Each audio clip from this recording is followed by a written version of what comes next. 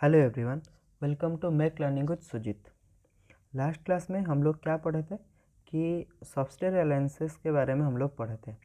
वो क्या था, हम लोग पहले डिस्कशन किए थे कि ब्रिटिश लोग कैसे ट्रीटी साइन करके इंडियन का जो प्रिंसली स्टेट सब है उसको अपने अंडर में लाना चाहते थे और उसको डायरेक्टली शासन करना चाहते थे। जो इंडियन का जो राजा थे उन लोग को हटाने का कोशिश कर रहे थे। तो उसके बाद में और एक साइन सेम वैसे साइन किए थे, वो था डॉक्ट्रिन ऑफ लैप्स। वो क्या था आज हम लोग समझेंगे। हाँ, अच्छा, सॉफ्टवेयर अलायंसेस में हम लोग जो पढ़े थे, फर्स्ट कौन एंटर किया था आपका सॉफ्टवेयर अलायंसेस में? फर्स्ट एंटर किया था आपका अवध, नवाब ऑफ अवध एंटर किया था फर्स्ट। लेकिन उसको एक्सेप्ट कौन किया था? जो निजाम ऑफ हैदराबाद था वो फर्स्ट उसको एक्सेप्ट किया था। ठीक है, वो हैदराबाद कब एंटर किया था हम लोग पढ़े थे? जब 1798 में हैदराबाद एंटर किया था। कहाँ पे एंटर किया था? सॉफ्टवेयर अलायंसेस में। देन अभी चलते हैं डॉक्ट्रिन ऑफ लैप्स, उसको समझते हैं वो क्या था। The doctrine of lapse was an annexation policy followed by widely by lord Dalhousie. ये तो अच्छे से याद हो जाएगा, आराम से याद हो जाएगा। डॉक्ट्रिन ऑफ लैप्स कौन किया था? डॉक्ट्रिन लगने से डालहौसी, डी ऐसे आप लोग कोरिलेट करके पढ़ सकते हैं। डॉक्ट्रिन ऑफ लैप्स किए थे लॉर्ड डालहौसी। कौन? When he was India's governor general from 1848 to 1856। It was used an administrative policy for the extension of British paramountcy. Features of doctrine of lapse.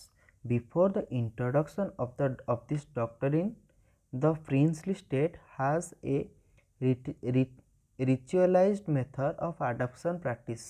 वो क्या था? रिचुअलाइज हम लोग का जो मेथड था वो क्या था?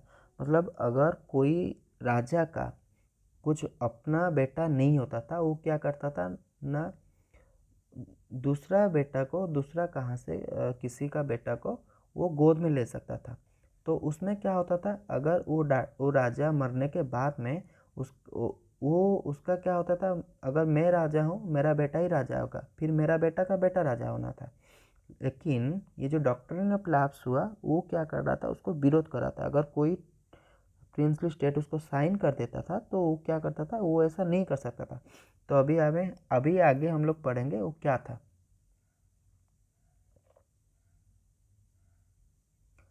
An heir apparent would eventually be selected from a pool of candidates who were groomed for succession from an early age, called bhayats. If no competent one to son were produced, an obviously unsuitable or transgenous born to son could be excluded from the succession. Okay. If the ruler die before adopting the successor, one of his widows could adopt an heir. मतलब वो जो राजा अगर मर जाता था तो उसका जो बीबी है वो विडो हो जाएगा। वो विडो होने के बाद में वो अपना वो राजा के लिए किसी को हायर कर सकता था अपने से। जो अगर मतलब उसका वाइफ किसी दूसरे सन को अडॉप्ट कर सकता था और उसको राजा के नाम पे हायर कर सकता था राजा के कुर्सी में।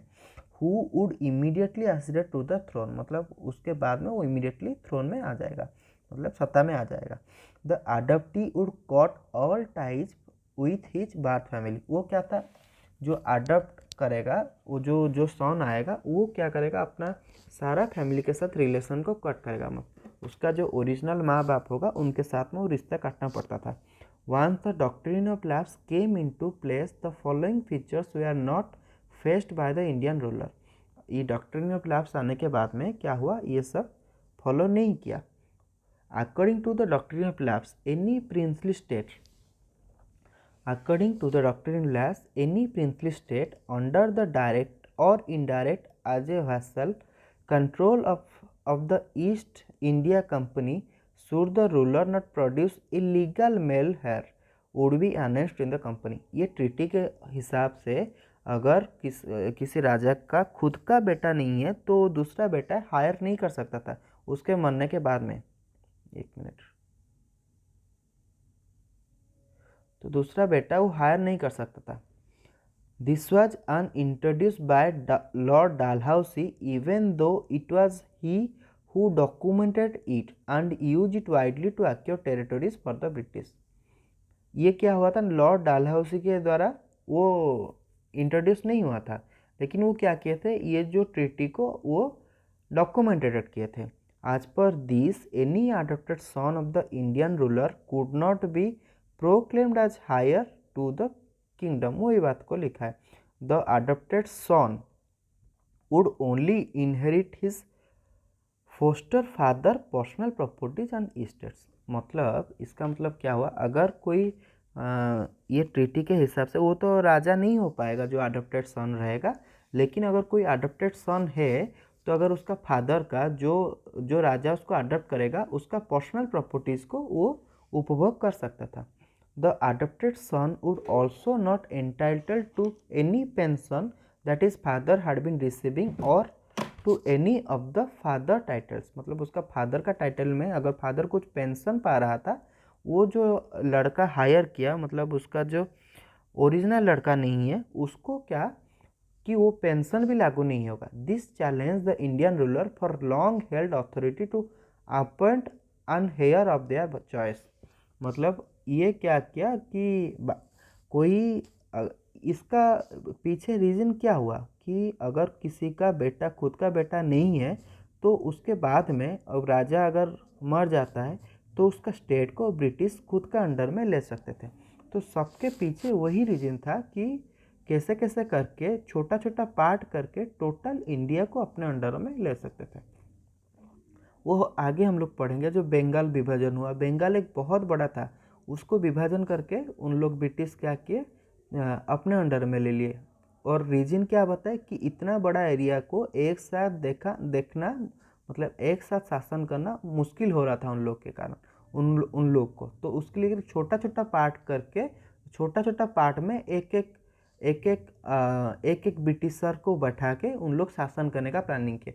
वैसा नहीं था, अगर बड़ा एरिया को छोटा छोटा कर देंगे तो उधर में जितना आदमी लोग रह रहे हैं तो उन लोग के अंदर में बॉन्डिंग भी टूट जाएगा. उसके मतलब अगर इन लोग कुछ रिवोल्ट करते हैं इंडिया लोग फ्यूचर में तो वो उतना स्ट्रांग माना नहीं जाएगा.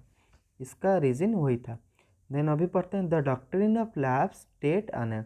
The state that are annexed under the policy are given below in chronological order. पहले सतारा आया था. कब आया था? 1848 में. सतारा फर्स्ट आया था जो 1848 में आया था. फिर जयपुर आया 1849 में आया. हम लोग का संबलपुर कब आया था? 1849 में आया. उड़ीसा का संबलपुर कब आया? 1849 में आया. सतारा आया था 1848. फास्ट याद रखिए, संबलपुर याद रखिए. भगत कब आया था? 1850 में आया था. उदयपुर कब आया था? 1852 में आया था. झांसी, ये इंपॉर्टेंट है. झांसी कब आया था? 1853. झांसी कब साइन किया था? 1853 में. आपका डॉक्ट्रिन प्लैब्स में इंक्लूड हुआ था. इसके झांसी को झांसी रानी लक्ष्मीबाई के नाम पे आप लोग सब कुछ सुना होगा. वो जब डॉक्ट्रिन ऑफ लैप्स हो गया तो झांसी रानी खुद प्रोटेक्ट किए थे वो, क्योंकि उन जो राजा थे उनका जो बेटा कोई नहीं था, उनका बेटी थे झांसी रानी लक्ष्मीबाई, वो थे. नागपुर 1854 में लिया था. In 84, before the time of Dalhousie, the princely state of Kittur was acquired by the East India Company by this doctrine. East India Company Kittur मतलब पहले क्या, Kittur was acquired by the East India Company by this doctrine. It was as per his policy that Nana Saheb the adopted son of Maratha Peshwa Bajirao two. मतलब Maratha Peshwa Bajirao two का adopted son कौन था? नाना साहेब. नाना साहेब थे आपका Maratha Peshwa Bajirao two का adopted son. Denied his title and pension. उनको मना किया गया कि नाना साहेब जो थे बोला गया तो वो अडॉप्टेड सन थे, इसलिए उनको जो क्या हुआ टाइटल एंड पेंशन जो मराठा पेशवा बाजीराव को लगना था उसको उनको दिया नहीं गया था. The final movement stroke came when Awadh was annexed to the English East India Company under the terms of Doctrine of Lapse on the ground of internal misrule on 7th February 1856 AD. This annexation was one most reason of the revolt of 1857. Okay, हम लोग पढ़े कि अवध भी पहले क्या कहाँ पे treaty sign किया था, सब्सिडियरी अलायंसेस में किया था, उसके बाद में डॉक्ट्रिन ऑफ लैप्स में किया 1856 में। तो ये ओवरऑल क्या हुआ था, अवध का जो राजा थे वो बहुत क्षुब्ध हो गए थे ब्रिटिशर के ऊपर। तो ये क्या किया, ये एक छोटा कारण माना जाता है जो कि रिवोल्ट ऑफ 87 हुआ था उसका एक सब कारण माना जाता है। तो हम लोग नेक्स्ट क्लास में पढ़ेंगे रिवोल्ट ऑफ 87। Thank you.